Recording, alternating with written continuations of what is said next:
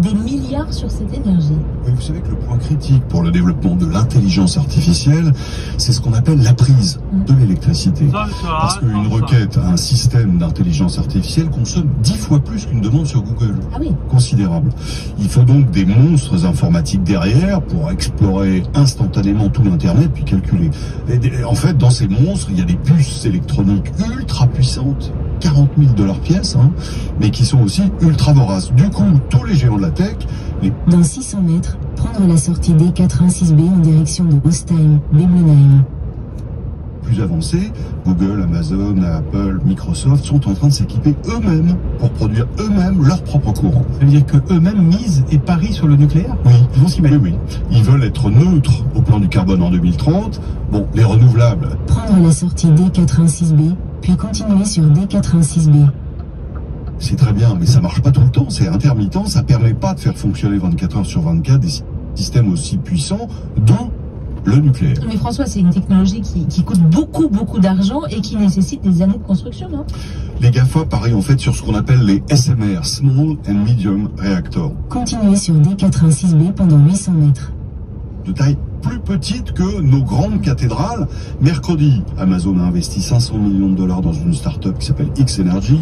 Lundi, c'était Google qui annonçait un contrat avec une autre start-up. Dans 600 mètres, au rond-point, continuez tout droit sur rue de Strasbourg, D416. Tandis que Microsoft, figurez-vous de son côté, va faire rouvrir la centrale nucléaire désaffectée de 3 Mile Island aux États-Unis, en Pennsylvanie. En fait, il s'apprête à investir des milliards. Mais il y en a déjà de ces SMR qui... On en a entendu parler, nous, en France, des SMR. Oui, on a d'ailleurs des startups. Ça fonctionne déjà ou pas? Non, pas encore. Oui, c'est des machines de 300 mégawatts, ça fait 5 fois moins que l'EPR français de Flamanville, par exemple, qui seraient installés à côté des data centers, ces parcs informatiques géants. Technologie prometteuse, certains de ces promoteurs imaginent déjà qu'on pourrait standardiser les équipements pour les produire en série. Bon, les sceptiques rappellent quand même qu'on a toujours... Dans 400 mètres, au rond-point, prendre la 3e sortie sur rue de Jepsheim, D3 en direction de Célestat, Jepsheim. Pas régler la question du stockage des déchets, c'est pas rien, bien sûr. Bon, et c'est pour quand cette technologie? Pas avant 2030, mais l'avantage que les GAFA s'y mettent, c'est qu'ils ont des moyens considérables. Bien davantage que les grands énergéticiens et qui pourraient renouveler complètement l'approche. Il pourrait donc se passer sur le nucléaire le même type de révolution que celle qu'a réussi Elon Musk avec SpaceX, grâce à ses fusées réutilisables qui ont fait baisser énormément le coût d'accès à l'espace. La bonne nouvelle, c'est que la sortie du carbone connaîtrait un formidable coup d'accélérateur. La mauvaise, c'est que l'expertise française en matière de centrale, elle prendrait un sacré coup de vieux, analogue à celui qu'a pris notre fusée Ariane, malgré ses qualités, face aux prouesses technologiques d'outre-Atlantique. Bon, bonne nouvelle. Mais, Dans 150 mètres, prendre à gauche sur rue du Général Gay. heureusement, on a le Doliprane. Il est 7h42. Prendre à gauche sur rue du Général Gay. Merci François. Selon BFM, invité Good Morning Business, aujourd'hui à 8h35. Tout le monde parle des retraites. Et si on parlait plutôt de la vôtre? Avant d'écouter votre podcast Good Morning Business, avec l'UMR, pensez votre retraite comme une transition et non plus une rupture dans votre vie personnelle et professionnelle. À tout moment de votre carrière, que vous ayez 30 € par mois ou plusieurs milliers à consacrer à votre épargne retraite, il est toujours temps de la préparer. L'UMR accompagne ses adhérents dans l'anticipation de cette transition et investit leur épargne dans des projets engagés dans les grandes transitions sociales et environnementales.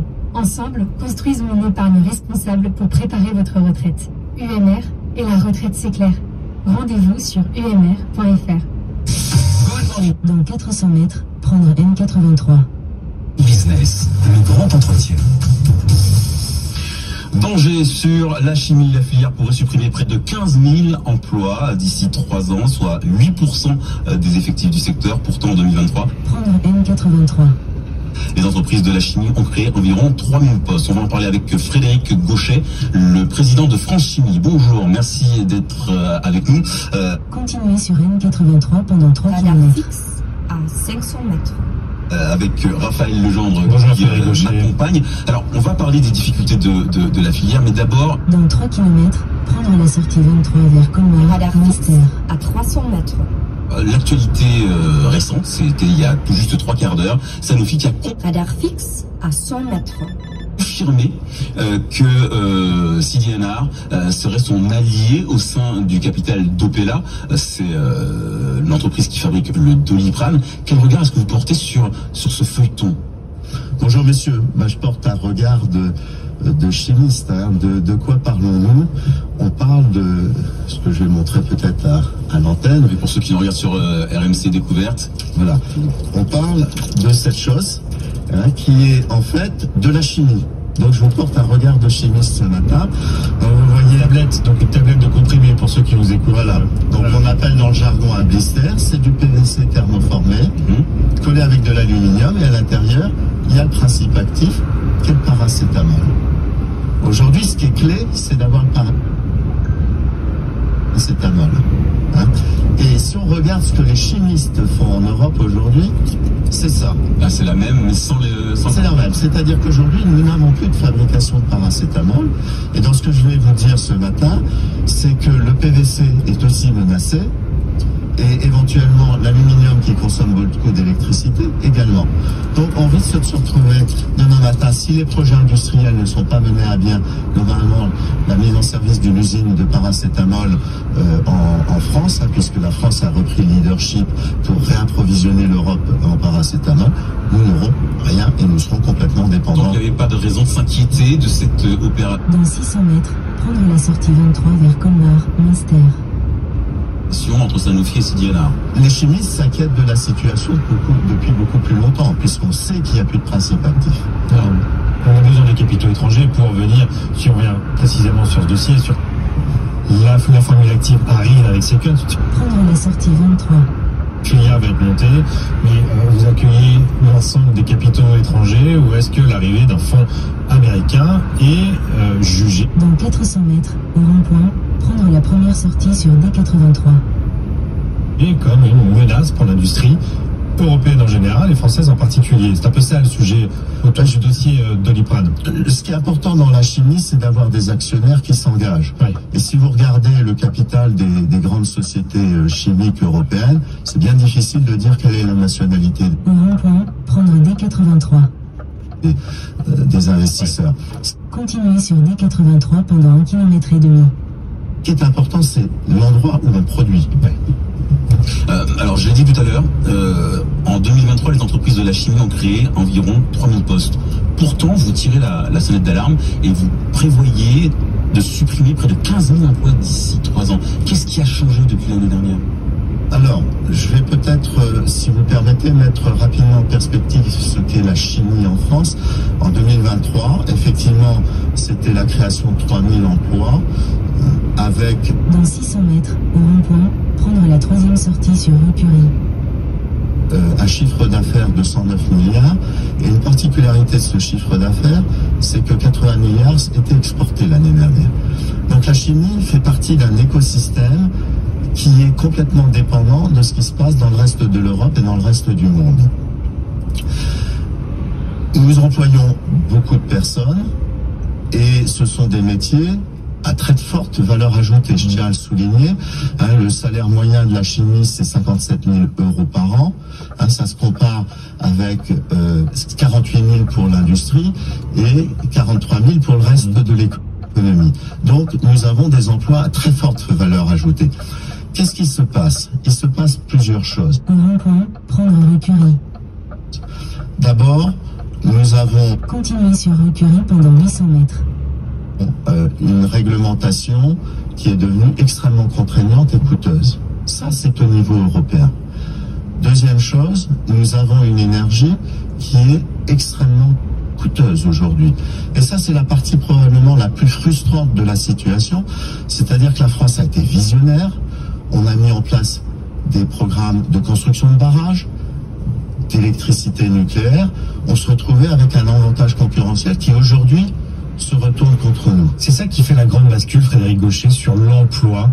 Effectivement, on a une électricité 2 fois plus chère en France qu'aux États-Unis, un gaz 5 fois plus cher. Est-ce que c'est ça aujourd'hui pénalise d'abord et avant tout la chimie française? C'est aujourd'hui très clairement le catalyseur. Dans 300 mètres, au rond-point, Continuez tout droit pour rester sur rue Curie. Des problèmes qui sont liés à l'investissement. Il ne faut pas l'oublier. L'investissement est clé. Nous sommes très intensifs en capital et nous avons moins investi que nos concurrents asiatiques. Ça, c'est très clair.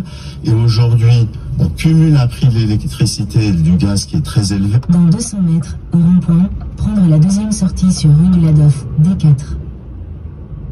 Et en même temps, on a pris, par rapport à ses concurrents asiatiques ou même américains, un retard. Mais il y a deux choses. Il y a l'électricité d'un côté, le gaz de l'autre. Pour l'électricité, Marc Ferracci, le ministre de l'Industrie, appelle EDF à faire un effort, à vous tendre la main. Au rond-point, prendre rue du Ladoff. Vous en êtes où de ces discussions? Alors aujourd'hui, on n'a pas des discussions satisfaisantes, sinon ça ferait la une des journaux. Nous n'arrivons pas à obtenir du fournisseur d'électricité des tarifs qui nous permettent d'être compétitifs, ni à court terme, ni à long terme. Il faut rappeler peut-être aux auditeurs qu'un accord avait été trouvé le 14 novembre dernier entre l'État et EDF sur le coût de l'électricité post-ARENH. ARENH, cette électricité à bas coût qui permettait de fournir une énergie compétitive aux industries électro-intensives comme la vôtre. Certains, au sein de la filière industrielle, pensent qu'on pourrait atterrir sur ces négociations pour les 1 an de cet accord du 14 novembre, donc d'ici à peu près 3 semaines, 1 mois. Vous nous dites quoi ce matin? Qu'on n'est pas du tout en bonne voie ou que les choses avancent quand même avec EDF? Je note que notre ministre de l'Industrie a souhaité s'exprimer publiquement sur la nécessité d'avancer en soutien à l'industrie. Donc le fait qu'il utilise les médias sur quelque chose qui est du domaine de la négociation entre entreprises, c'est quand même favorable pour nous. Mais je pense aussi que ce qui est important, c'est d'en convaincre le Parlement. Parce que nous avons une évolution de notre 5e République. On pensait que c'était un régime présidentiel. On découvre que c'est un régime parlementaire. Avec beaucoup de hausses d'impôts. Alors, avec beaucoup de hausses d'impôts qui sont elles aussi contraires à notre besoin d'investissement. Donc là, nous avons besoin certainement du soutien du gouvernement, et nous l'avions eu avant les élections, mais nous avons surtout besoin du soutien du Parlement. Il ne faut pas oublier que, vous rappeliez les chiffres, c'est 228 000 foyers électoraux qui sont employés par notre branche, donc des votants. Vous tirez la sonnette d'alarme justement au moment où le PLF 2025 est discuté par le Parlement. Vous n'avez pas peur d'être taxé d'opportunisme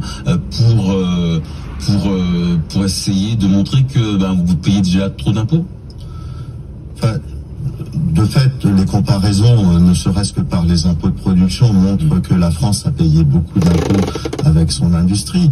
Mais je suis face à un fait. Aujourd'hui, j'ai des adhérents qui massivement font des plans de restructuration, mais c'est structurel, c'est pas conjoncturel.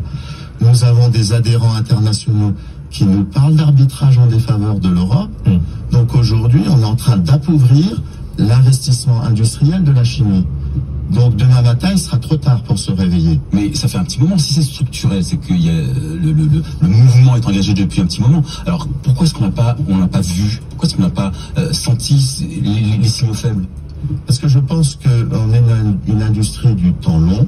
Ça fait très longtemps que, en tant que France Chimie, nous alertons les pouvoirs publics, les parlementaires sur la nécessité de nous donner du temps et de nous permettre d'investir au long cours.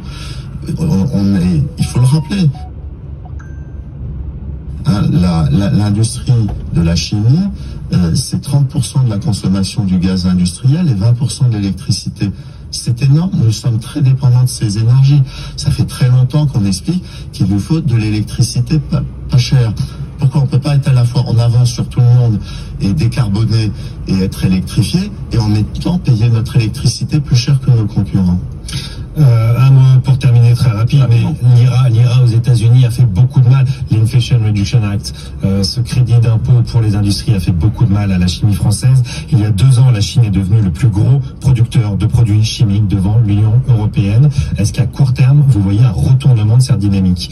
Alors, je vais corriger peut-être le langage. Dans 500 mètres, au rond-point, prendre la 3e sortie sur D4. L'IRA n'a pas fait du mal à la chimie française. C'est l'absence d'IRA en France qui a fait du mal. États-Unis, voilà. Tout à fait. C'est-à-dire qu'aujourd'hui, si vous ne créez pas des conditions d'investissement et que vous choisissez la méthode de la taxation et de la réglementation pour nous inciter à investir, les actionnaires préfèrent des cieux plus hospitaliers.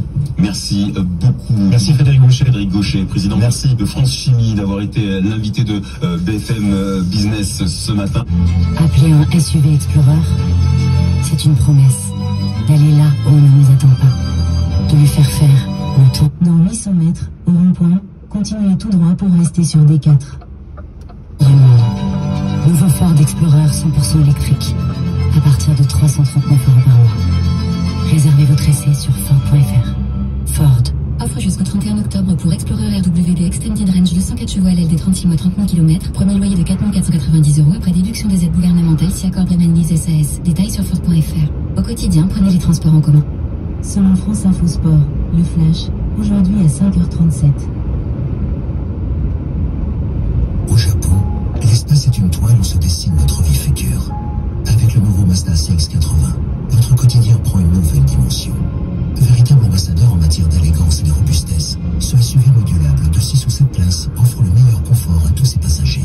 Proposé en 2 motorisations, hybride rechargeable ou diesel 6 cylindres et hybride, il est garanti 6 ans limité à 150 000 km. Mazda, crafted in Japan, l'excellence du savoir-faire japonais. Pour les trajets courts, privilégiez la marche ou le vélo. France Info.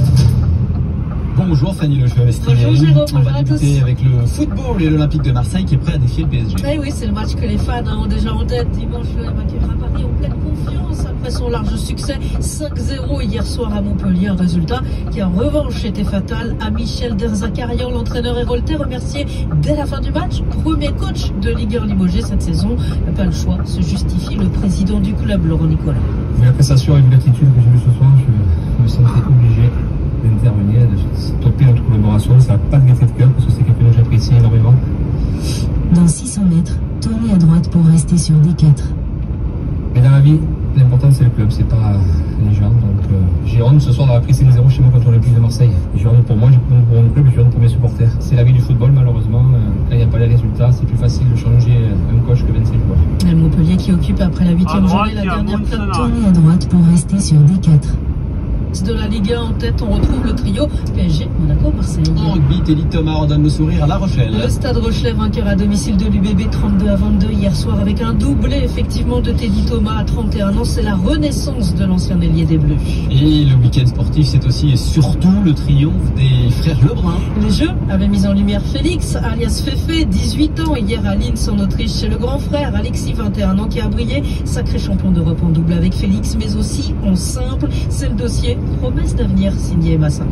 Comme si les Jeux avaient été un déclic. En décrochant l'or européen avec tant d'aisance, Alexis Lebrun vient de franchir un cap à 21 ans. J'étais capable d'avoir un niveau de jeu très haut sur un match. Là, je l'ai fait sur toute une compétition. Donc forcément, c'est un cap. Après, il y a des choses que j'ai du mal à mettre en place à l'entraînement et qui se sont mis en place d'un coup en match. J'ai jamais joué comme ça de ma vie et ouais, je suis vraiment content. Et même si le tournoi en simple s'est moins bien déroulé pour Félix, éliminé dès les quarts de finale, le cadet n'en est pas moins devenu champion d'Europe en double à seulement 18 ans.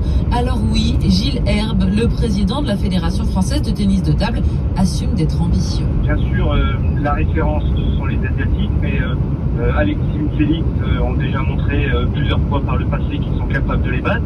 Et je crois qu'ils ont la capacité de travailler pour pouvoir battre les Chinois un peu plus régulièrement, mais surtout les battre dans les très grands événements. Alexis ou Félix, les paris sont lancés pour savoir lequel succédera à Jean-Philippe Gatien, champion du monde en 1993. Et décidément, il flottait ce week-end sur l'Europe, un air olympique avec la médaille d'argent hier en Espagne de Léo Bergère au championnat du monde de triathlon. Il était en bronze cet été à Paris. Samedi, c'est la championne olympique Cassandre Vaughan qui avait décroché. Fanny Le Chevalestier. Selon RMC, le top de l'after-foot, aujourd'hui à minuit 33. Bonjour, je m'appelle Boris. Je suis expert solutions énergétiques EDF pour les entreprises. En ce moment, beaucoup de clients me demandent comment réduire l'empreinte CO2 de leur entreprise. Ils savent que c'est important pour la planète et leurs factures. Ils veulent passer à l'action. Alors avec notre offre Décarbone, nous programmons ensemble une visite qui les éclaire sur leur impact CO2 et je leur propose des solutions adaptées à leur entreprise. Et ça, c'est mieux pour la facture. EDF. Plus d'informations sur edf.fr. L'énergie est notre avenir, économisons-la. Vous écoutez RMC. J'en ai quand même une petite, c'est que, et ça l'OM le montre depuis le début de la saison, même dans les matchs qu'il gagne, je trouve que c'est pas une équipe qui met un énorme rythme. Forcément, tu regardes le match de ce soir et tu penses à celui de la semaine prochaine. Je n'arrive pas à comprendre, après tous les matchs peuvent être différents, une expulsion bien placée, une erreur et tout, le foot propose tellement de surprises par rapport aux autres sports que les matchs prennent parfois des tournures inattendues. Mais sur ce que je vois et de Paris et de l'OM, je vois pas bien par quel bout ils peuvent les emmener.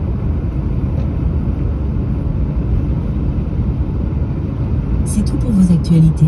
Pour voir d'autres articles, ouvrez Google Actualités.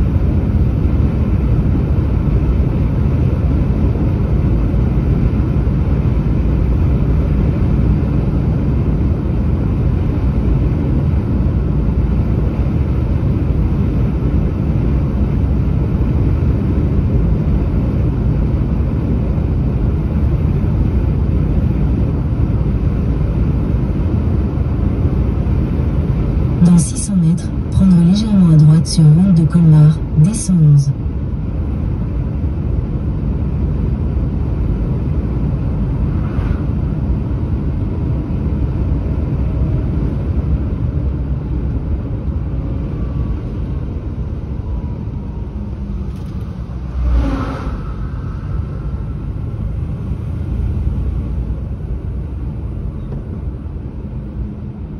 Prendre légèrement à droite sur route de Colmar, D111.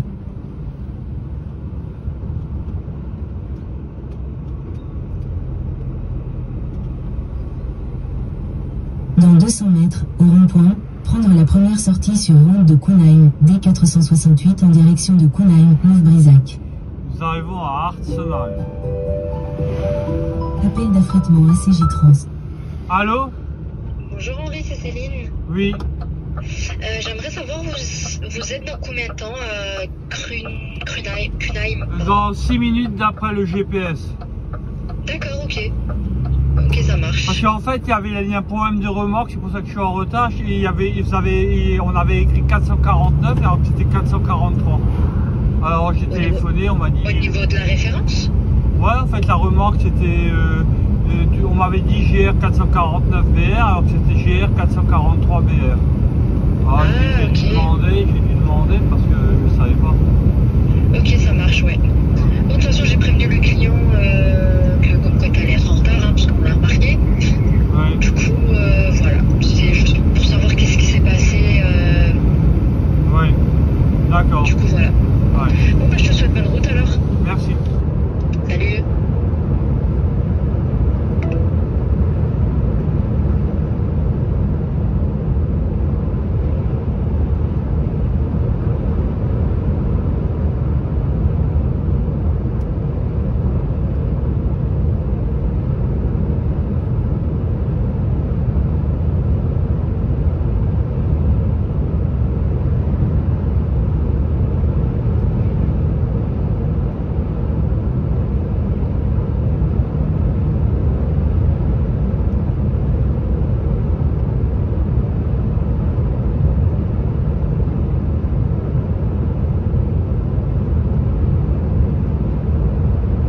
600 mètres, prendre à gauche sur D9.2, D9II.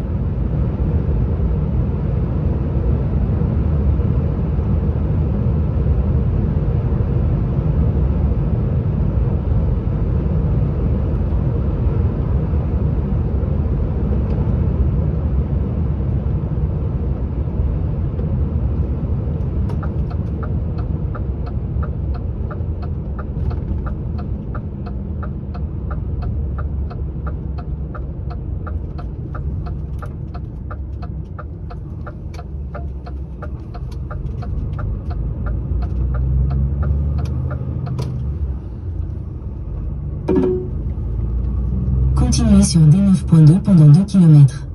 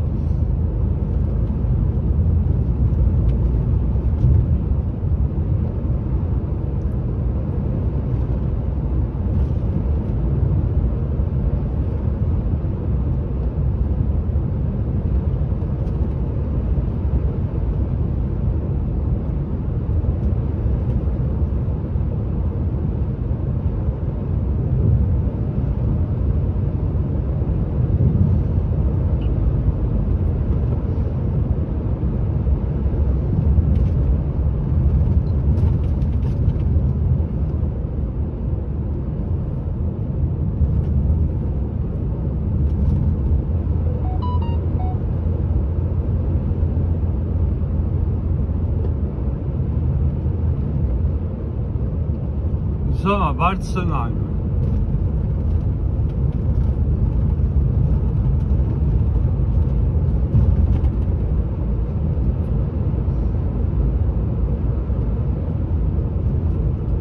Dans 500 mètres, tournez à droite.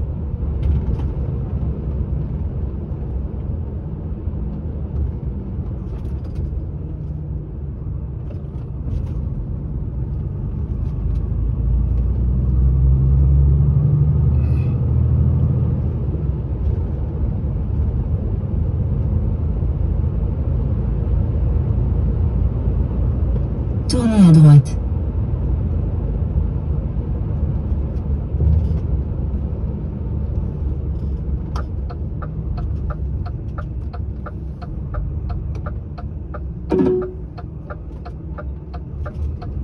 Continuez pendant 4 km.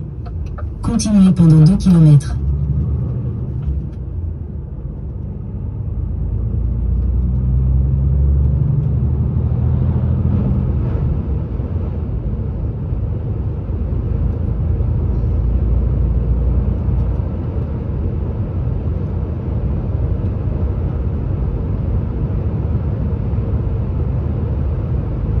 Nous arrivons à E-City.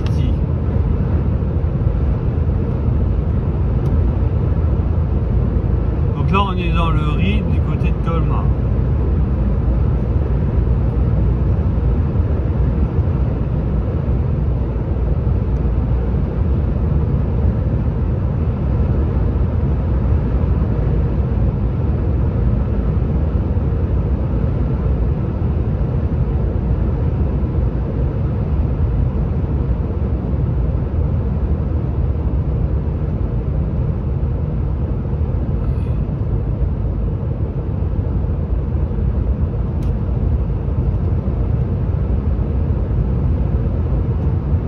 Dans 600 mètres, tournez à gauche.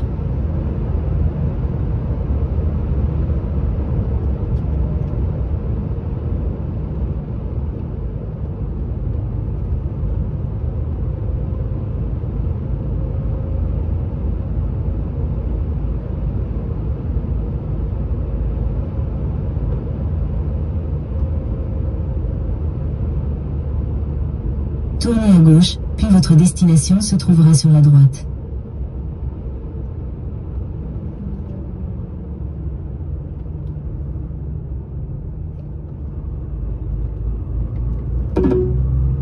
Continuez pendant 1,5 km.